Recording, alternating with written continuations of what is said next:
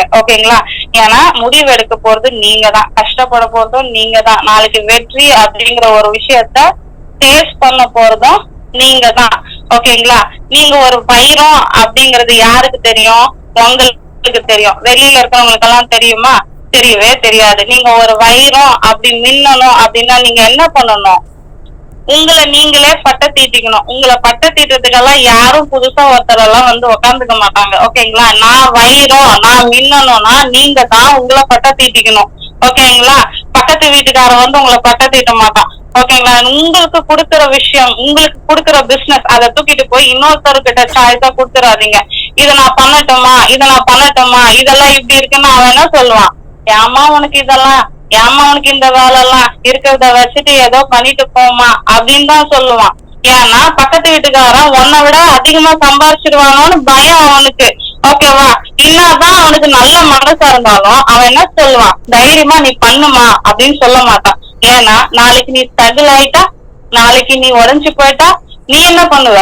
அவன் மேல பழிய போட்டுட்டு நீ உட்காந்துக்குவ. சோ பக்கத்து வீட்டுக்கார அக்கத்து வீட்டுக்காரன் நம்மள பூஸ்டப்பும் பண்ண மாட்டான், நம்மளுக்கு சப்போர்ட்டும் பண்ண மாட்டாங்க. ஓகேங்களா? உங்களை தான் நீங்க நம்பணும்.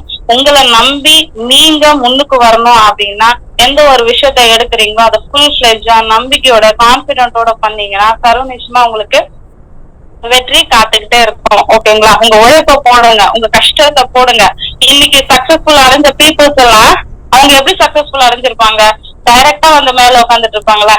கிடையவே கிடையாது. அவங்களோட பல நாள் உழைப்பு இருக்கும், பல நாள் கஷ்டம் இருக்கும், சொல்ல முடியாத வலியும் வேதனையும் ரணமும் இருக்கும். அதை தாண்டி ஜெயிக்கும் போது அந்த ஒரு சந்தோஷம் வேற லெவல்ல இருக்கும். அந்த சந்தோஷத்தை நம்ம ருசி பார்க்கணும் அப்படின்னாக்கா நாமளும் அதுக்கு போராட தயங்காம இருக்கணும். ஈஸியா யாருக்குமே எதுவுமே கிடைச்சிடாது. ஈஸியா எதுனா கிடைச்சிருச்சுன்னா அதுக்கான வேல்யூ இருக்குமா? வீட்டுல ஏதாவது ஒரு பொருள் ஈஸியா கிடைச்சிச்சுன்னா அது எங்க கிடைக்குன்னே தெரியாது. ஆனா ஒரு விஷயத்த நம்ம கஷ்டப்பட்டு போராடி அடைஞ்சோம் அப்படின்னா அதை என்ன பண்ணுவோம்? அழகா ஒரு ஷெல்ஃப்லயோ பீரோலயோ பொத்தி பொத்தி தொடச்சி வச்சு அழகு பார்ப்போம். சோ அந்த மாதிரிதான் நம்மளுக்கு கிடைக்கிற வெற்றியும். நம்ம போராடி ஜெயிக்கும் போது அந்த அந்த வெற்றி வேற லெவல்ல இருக்கும். ஜெயிச்சவனை தான் உலகம் பார்க்கும், ஜெயிச்சவன் பேசுறதும் உலகம் கேட்கும், ஜெயிச்சவன் சொன்னா கேட்கும். அது 100% உண்மை. ஸோ நம்ம சொல்றத கேட்கணும்னா ஃபர்ஸ்ட் நம்ம ஜெயிச்சிருக்கணும். ஓகேவா?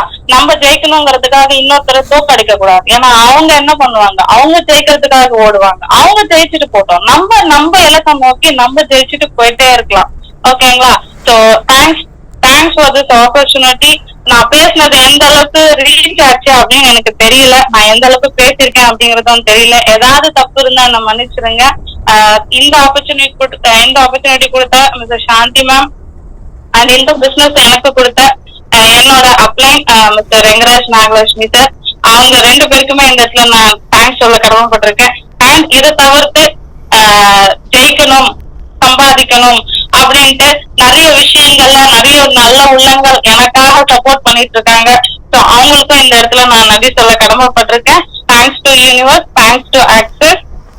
இன்று இரவு இனிய இரவாக அமைய என்னோட வாழ்த்துக்கள். இனி வரும் நாள் மங்கள நாளாக அமைய என்னுடைய வாழ்த்துக்கள். Thank you so much.